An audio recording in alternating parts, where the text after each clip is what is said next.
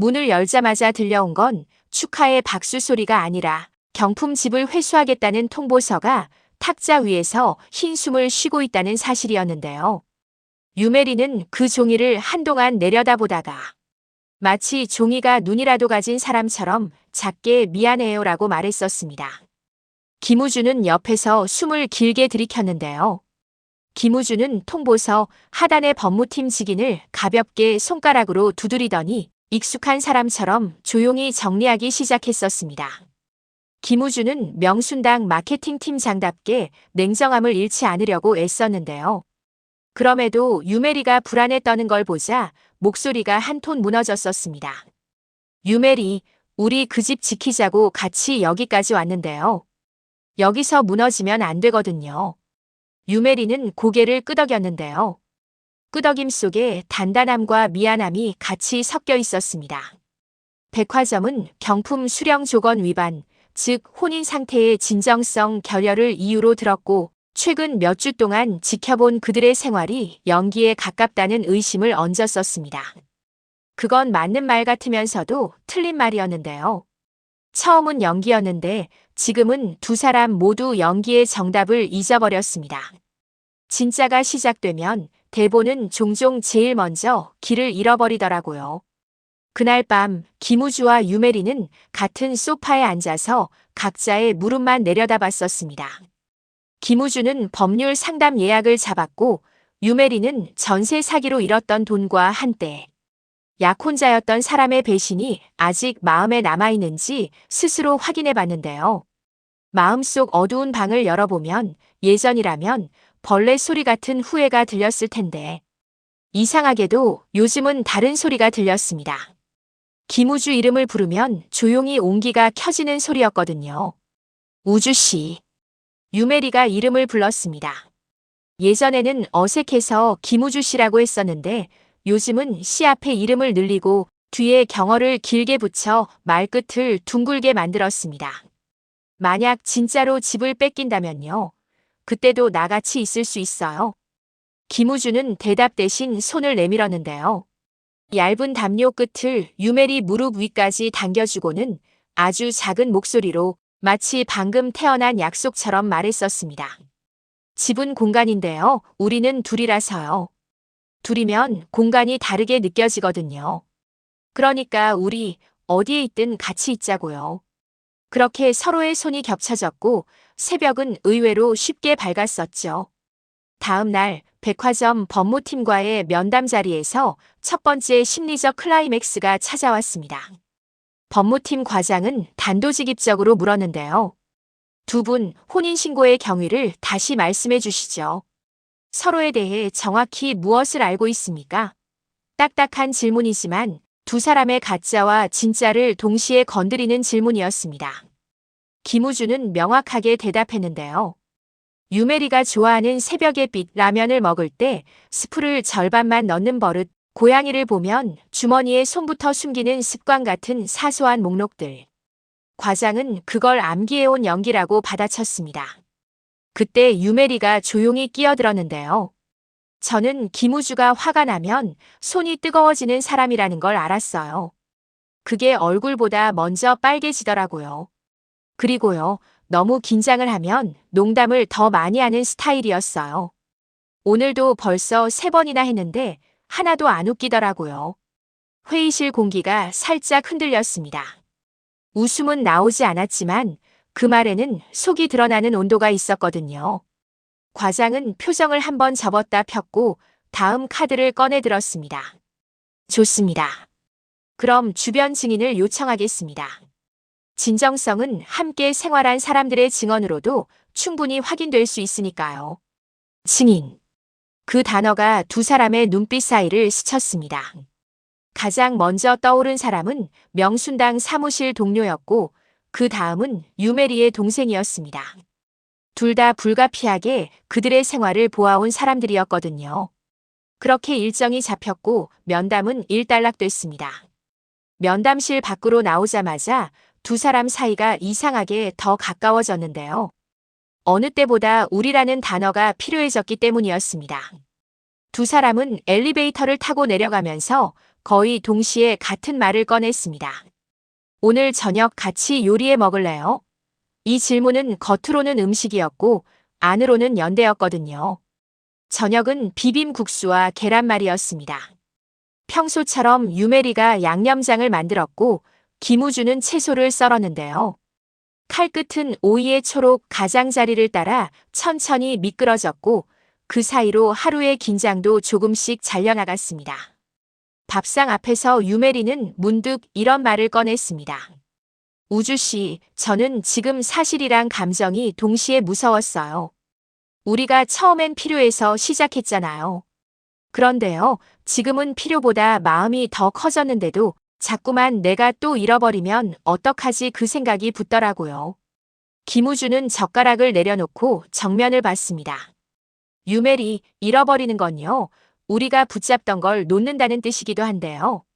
나는 지금 붙잡고 있거든요. 당신 손을요. 그러니까 이건 같이 붙잡는 일이에요. 혼자 놓지 않게요. 그 말은 위로 같았는데 사실은 고백의 다른 표현이었습니다. 유메리는 잠깐 웃었고 곧이어 눈가가 젖었는데요. 울음은 크지 않았지만 그 울음에는 안도와 두려움이 함께 젖어 있었죠. 그날 밤 두 사람은 같은 방에서 같은 호흡으로 잠들었는데요. 여전히 담요는 두 장이었지만 발끝이 중간에서 한번 부딪히고 나서는 따로 떨어지지 않았습니다. 며칠 뒤 백화점 측에서 보낸 추가 자료가 도착했는데요. 그 안에는 뜻밖의 이름이 들어 있었습니다. 유메리의 전 약혼자 이름이요. 그는 자신이 피해자라고 주장했고 유메리의 혼인신고 선접수와 회수된 예물 이야기를 각색해서 보냈더라고요. 그가 말하길 유메리는 이익을 위해 관계를 이용하는 사람일 수 있다고 했습니다. 불쾌함과 황당함이 동시에 치솟았는데요. 두 번째 심리적 클라이맥스가 여기에서 터졌습니다. 김우주는 서랍을 열어 오래된 서류철을 꺼냈습니다. 그 안에는 전세 사기 관련 고소장, 경찰 내사 진행 내역, 그리고 파혼 과정에서 메리가 당했던 일들이 정리되어 있었거든요. 김우주는 이미 그 모든 걸 살펴놨고 필요한 경우를 대비해 증빙을 정리해두고 있었는데요. 유메리는 그 사실을 처음 알았습니다. 언제부터 이렇게까지 했어요? 당신이 내 옆에 있겠다고 말했을 때부터요. 옆에 있겠다는 건요, 같이 책임도 진다는 뜻이거든요. 유메리는 고개를 숙였다가 들었는데요. 눈빛에 놀람과 고마움이 번갈아 비쳤습니다. 김우주가 준비해둔 건 단지 서류가 아니었습니다. 당신은 혼자가 아니다라는 문장들이었습니다. 증인 면담 날 명순당의 동료들이 한 목소리로 증언해줬습니다. 둘은 출근길에 늘 함께 걸었고 비 오는 날이면 하나의 우산 속에서 서로 젖지 않도록 자세를 바꾸어 주었고 야근 후에는 서로의 택시를 먼저 불러줬습니다. 어느 하나 거창한 일은 아니었지만 생활이라는 건 항상 사소함에서 진짜가 드러나기 마련이었는데요. 면담을 마치고 나오는 길에 백화점 법무팀의 과장이 갑자기 말을 건넸습니다. 김 팀장님, 사실 저도 예전에 전세 사기를 당했었거든요. 부끄럽더라고요. 세상이 갑자기 미끄러지는 느낌이랄까요. 두 분이 연기인지 아닌지 저는 아직 판단을 보류하고 싶습니다. 다만 부디 서로의 사소함을 오래 지키셨으면 좋겠습니다. 그 말은 어쩌면 중립이었고 어쩌면 조심스러운 응원이었습니다.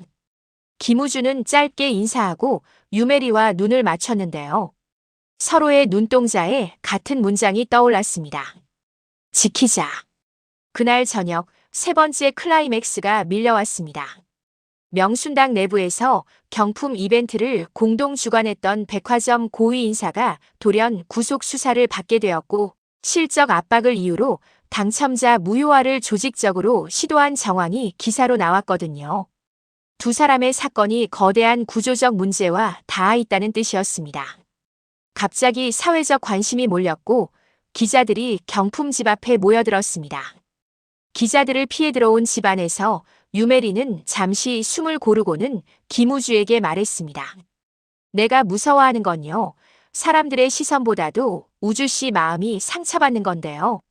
나 때문에 괜히 당신의 삶이 흔들리는 것 같아서요. 김우주는 고개를 저었습니다. 흔들려도 같이 흔들리면 됩니다. 떨어지지만 않으면요. 그리고는 장난스럽게 덧붙였는데요. 인터뷰에서 우리 얘기 물으면요. 그냥 라면 스프 반만 넣는 사이라고 해요. 그게 진짜거든요. 둘은 웃었고 웃음은 공포를 조금 밀어냈습니다. 사회적 이슈가 되어버린 사건은 역설적으로 그들 편이 되어주기도 했습니다. 공개된 내부 문서의 일부는 무효와 실적 같은 단어를 담고 있었고 그건 사람들의 분노를 자극했는데요. 그러나 그 과정에서 유메리의 전 약혼자가 다시 등장했습니다. 이번에는 뉘우친 얼굴이었는데요. 그는 백화점과의 인터뷰에서 자신이 감정적으로 과장했음을 인정했습니다. 그 와중에 부연 설명을 곁들이며 유메리의 상처를 다시 끄집어내는 바람에 상처 위에 상처가 덧발랐습니다. 그날 밤 유메리는 김우주에게 자신의 옛날을 더 길게 이야기했는데요. 왜 그렇게까지 살림을 지키고 싶었는지, 왜 기꺼이 자존심을 접고 위장 신혼을 제안했는지, 그리고 왜 요즘 들어 자신이 웃다가도 갑자기 눈물이 나는지 말이죠. 김우주는 다 듣고 나서 잠깐 조용했는데요. 그 침묵은 비난의 침묵이 아니라 받아들이느라 고요해진 시간이었습니다. 유메리, 나는 당신이 무너진 자리를 보여주는 게 얼마나 용기인지 알겠거든요. 그래서 고맙고 그래서 더 같이 있고 싶어요. 내가 나일 수 있는 건요. 이제 당신 옆이더라고요. 그 말은 사랑 고백의 한 형태였고 동시에 동맹 선언이었습니다. 유메리는 고개를 끄덕이며 작은 소리로 대답했는데요. 나도요. 그래서요. 내일 아침엔 스프 조금 더 넣어도 될까요? 오늘은 좀 짭짤하게 살고 싶은 밤이었거든요. 둘은 웃었고 웃음이 끝나자 서로를 안았습니다. 안음 속에는 불안이 있었고 그 불안 위에 확신이 담요처럼 덮였습니다.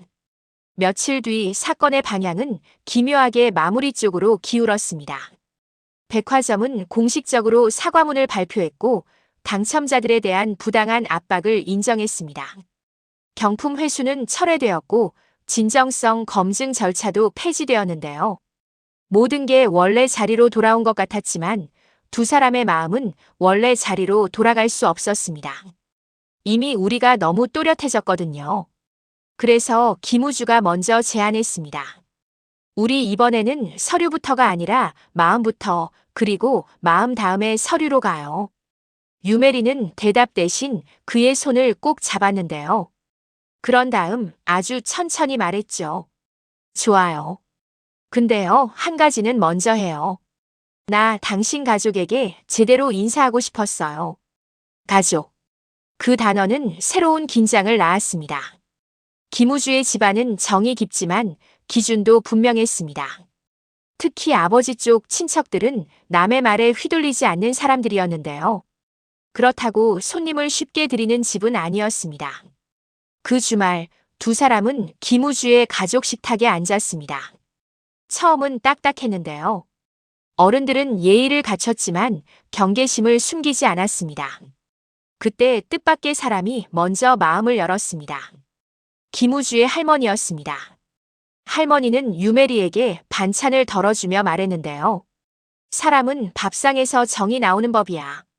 이 반찬은 간이 세서 조금만 먹고 대신 저 나물은 많이 먹어. 속이 편해야 마음도 편한겨.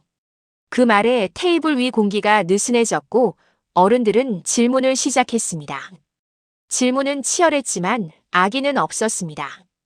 두 사람은 모든 질문에 정직하게 답했고 그러자 의심은 질문으로, 질문은 대화로, 대화는 웃음으로 천천히 변했습니다. 식사가 끝날 즈음 김우주의 아버지가 말했습니다. 어려운 시간을 같이 버티는 사람은 드뭅니다. 버틸 수 있는지 그걸 봅니다. 두 사람 버텼습니까? 김우주가 먼저 고개를 끄덕였고 유메리가 뒤따라 고개를 끄덕였습니다. 그럼 됐습니다. 그 한마디가 승인처럼 들렸는데요. 유메리는 식탁 아래에서 조용히 손등을 쥐었습니다. 김우주의 손가락이 그 손을 되쥐어 주었습니다. 모든 게 평온해지는 듯 했지만 드라마는 평온에서 멈추지 않죠. 명순당의 위기가 닥쳤습니다. 대형 거래처가 갑작스레 계약을 파기했고 그 배경에 백화점 고위 인사의 옛 인맥이 얽혀 있다는 소문이 돌았습니다. 김우주는 팀장으로서 책임을 느꼈고 회사 안팎의 날 선 시선을 마주하게 되었는데요. 유메리는 그 곁에 서서 묵묵히 도왔습니다. 이번엔 집이 아니라 일의 위기였고 두 사람은 같은 속도로 다시 뛰기 시작했죠. 김우주는 팀을 설득해 새로운 프로모션 방향을 제시했습니다. 숫자와 그래프가 아니라 사람들이 살고 싶은 집의 감각을 앞세운 캠페인이었는데요. 유메리는 프리랜서 디자이너로 참여해 콘셉트 보드를 만들었습니다. 집이 집답게 숨쉬는 순간이라는 문구. 사진 대신 낙서처럼 그린 작은 그림들. 거기에 라면 그릇과 반만 연 스프 봉지도 있었죠.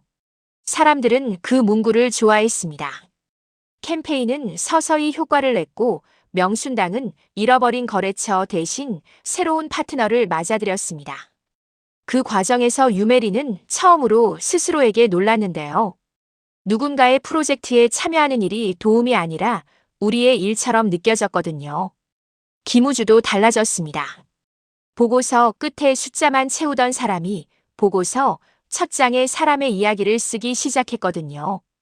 둘은 서로에게 묻고 배우며 자신들의 속도를 만들었습니다. 어느 비 오는 밤, 네 번째 클라이맥스가 찾아왔습니다. 유메리의 전 약혼자가 비밀 메시지를 보내왔는데요.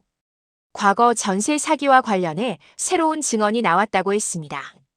그가 거래했던 중개업자 중 한 명이 해외에서 돌아왔고 몇몇 투자자와 결탁한 정황을 진술하겠다고 했거든요.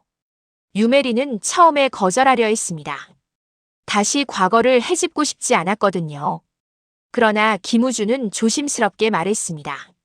정리를 제대로 해야 그 다음 걸 더 편히 살 수 있어요. 이번엔 혼자 가지 말고 같이 가요. 두 사람은 약속 장소로 갔고 짧은 대화 끝에 중요한 단서들을 얻었습니다. 그 덕에 유메리는 오래 묶여있던 환불 소송을 마무리할 수 있었고 몇 달 뒤 일부 금액을 돌려받았습니다. 돈보다 중요했던 건 끝났다는 감각이었습니다. 그날 밤 집으로 돌아오는 길 유메리는 빗줄기를 보며 말했는데요.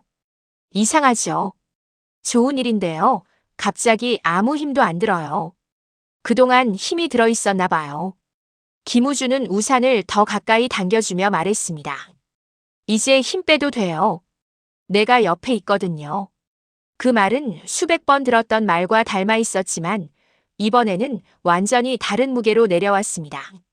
드디어 마음속에서 오래 삐걱대던 문이 소리 없이 닫혔거든요.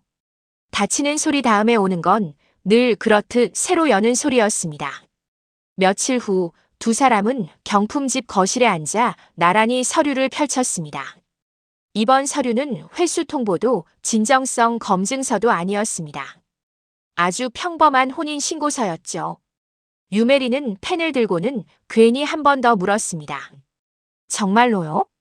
김우주는 웃으며 대답했는데요. 우리 마음부터 했잖아요. 이제 서류 차례거든요.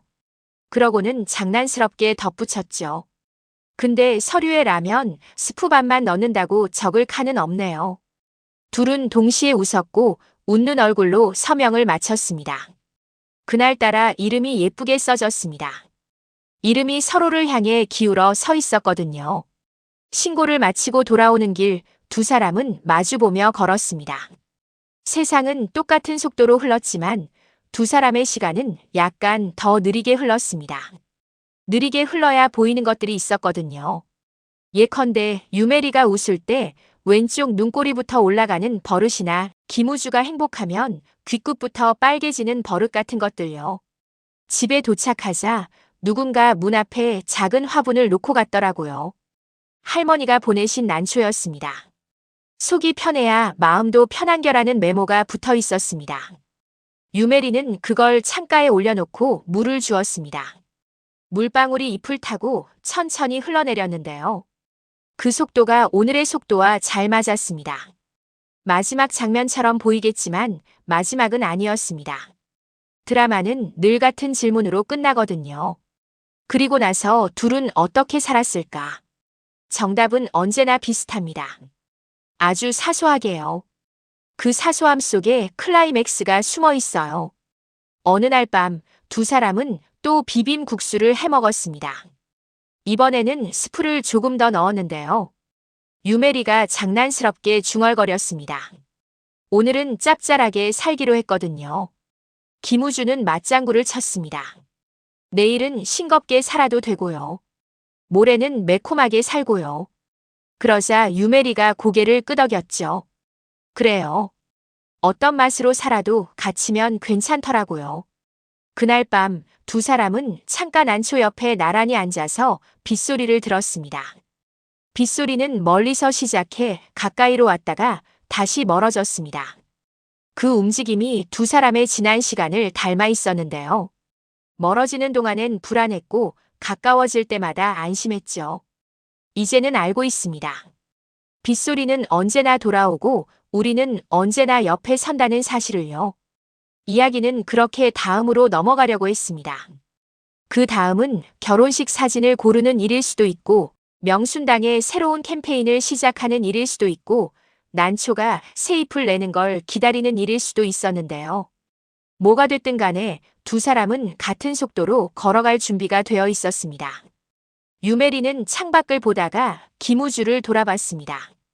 우주 씨, 이제 우리 둘만의 규칙 하나 정해요. 어떤 위기가 와도요. 그날은 꼭 밥을 같이 먹자고요. 밥을 같이 먹으면요. 서로에게 말할 수 있게 되더라고요. 무슨 말이든. 김우주는 고개를 끄덕였고 약속을 손가락으로 걸었습니다. 아이처럼요. 약속이요. 그 약속이 이 이야기에서 제일 단단한 문장이었습니다. 사건은 지나가고 사람은 남습니다. 그리고 남은 사람들은 밥을 먹고 웃고 때로는 울고 그러다 또 웃습니다. 그게 삶이고 그게 사랑의 모양이었거든요.